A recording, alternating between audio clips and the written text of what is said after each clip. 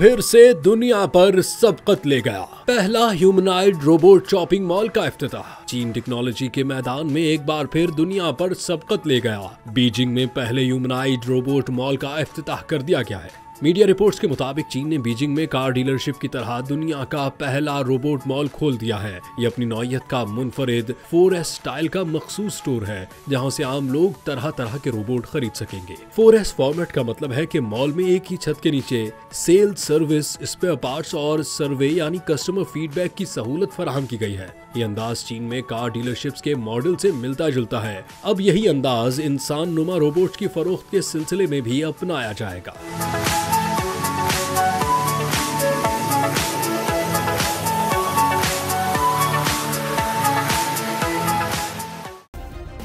Subscribe करें और bell दबाएं ताकि कोई खबर रह न जाए।